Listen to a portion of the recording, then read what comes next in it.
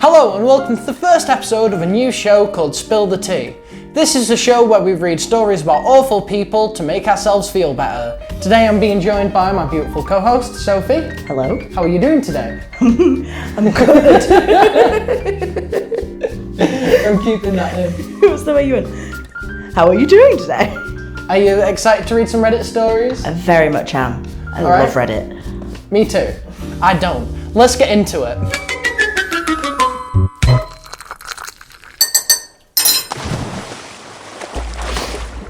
Am I the asshole Yeah. for telling my wife to stop crying at Home Depot? Oh. Interesting. Yeah. I feel like I might relate to this. Because I have to deal with you crying in public spaces quite often. My wife, 27 female, and I, 27 male, have been making trips to Home Depot to renovate our backyard.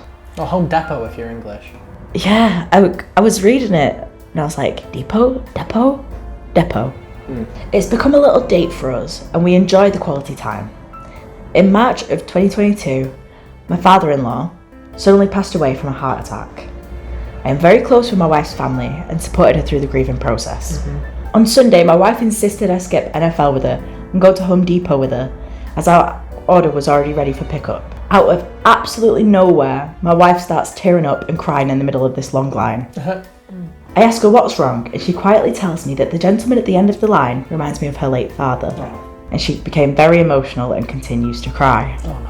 I got upset/embarrassed and told her to quit being so random, since it's a weird reason to cry, especially because the gentleman looks absolutely nothing like her. What a weird reason to cry, honestly. For a man remind you of your dead dad? What a weirdo. Random. What a freak. So random. I then told her she's tripping out for no reason and she ruined the vibe for Home Depot dates. Honestly. Who goes on a date to fucking B&Q? Honestly. Yeah.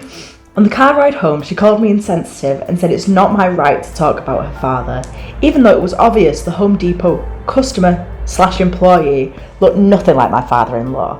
If it was a doppelganger, I would have understood. That's all we've got. That's all we've got? That's all we've got. So, right, first of all, Got comments. I'd like to say, arsehole. Okay? Yeah, total arsehole. Number two, it's not like, just because you can't see the resemblance, it could be something within the mannerisms, it could be something very specific. He literally could have got something in his cart that her dad would have bought. We've both lost people. Yeah. And I see things in other people that, you know, maybe might not be obvious to everyone, but when I look at someone, I might be like, they look like him, or, you know what I mean? Because imagine how many, memories she has of him before she even met her boyfriend. Mm-hmm, exactly. There's so much history there. It being her father. Yeah. That her boyfriend doesn't know about, and her boyfriend has no right to tell her what she can be upset about when it comes to her dead father. I mean, it's just ridiculous anyway. I mean, no matter what it is, if your wife starts crying, your immediate response shouldn't be, shut up, you're embarrassing me. Yeah. It should be, it's okay. You know what I mean? Are you okay? What's wrong? Oh, it's fine. It's fine. Give her a hug. Yeah, man. Give your wife especially a hug. because she's grieving. Arsehole. That is the verdict. It is. So I'm not going to read the title of this next one. I'm just going to let it play out because I don't want to spoil it because there is kind of a twist. Okay. Right. I, 19F, dated a guy. Let's call Derek, M21. In January of this year, he started telling me how much he loves me and wants to spend every minute with me.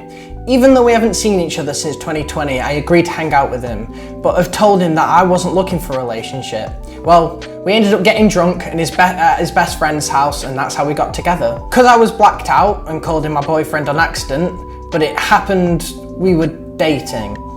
During this relationship, okay, wait, hang on. So they got together because they got drunk, she got blackout drunk, called him his boyfriend, and then they're together. Don't worry, it gets worse. Okay. During this relationship, he had given me a black and blue cross necklace. He knew I was not religious, but whatever. He told me the necklace belonged to his dad, who had passed away years ago. Also, how long have you been together? Since January.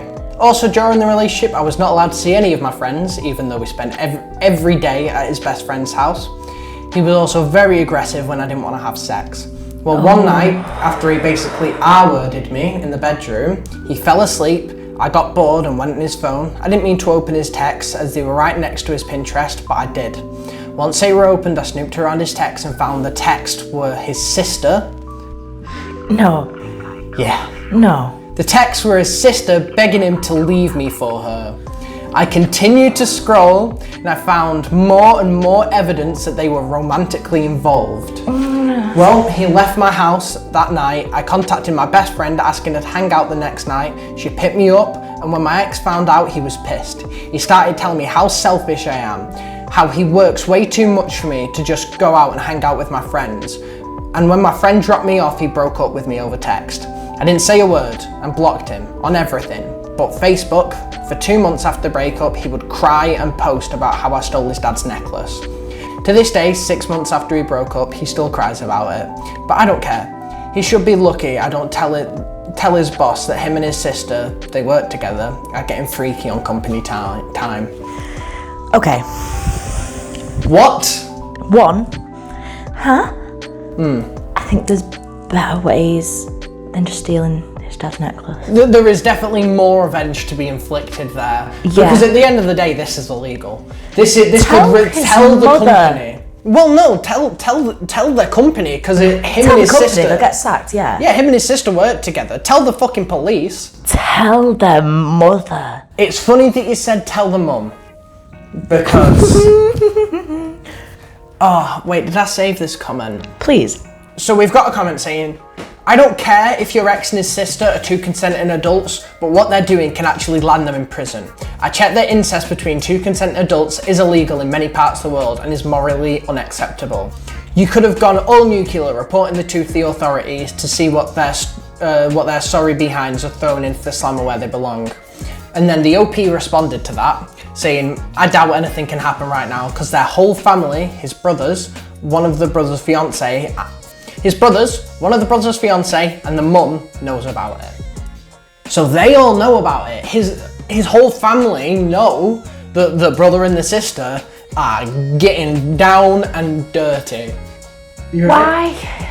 Why? Why, if your kids are shagging, wouldn't you just go like, no? Yeah, I mean, you disown them. Disown them? I'd disown my child if that was happening personally. But I'd try and fix it first and be like, why? yeah, What's enough. going on? You're always a fixer. Do you need therapy? Like, I can get you some therapy here, babe. Okay, right. I'm Well, disturbed. that was that. This is disturbing. Yeah. Mine aren't disturbing. Okay. Well, I think we should finish it there. That's disgusting. Right. So that was the first episode of Spill the Tea. Did you enjoy reading all those stories? Yeah, what did you think? I have no hope for humanity and kind of want to take a cold shower. And if you feel the same way, please let us know in the comments. There's been a couple of technical issues when recording this, but if we do future episodes and if you want to see future episodes, just let us know and we'll try and fix it out and play it by ear. But yeah, is that it? I think it is. Thank you very much. See you later.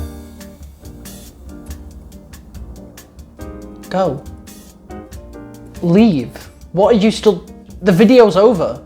A little bit invasive. Invaded. They're the ones being invasive. You're not feeling invasive. It'd be invasive if we were watching them, which we're not.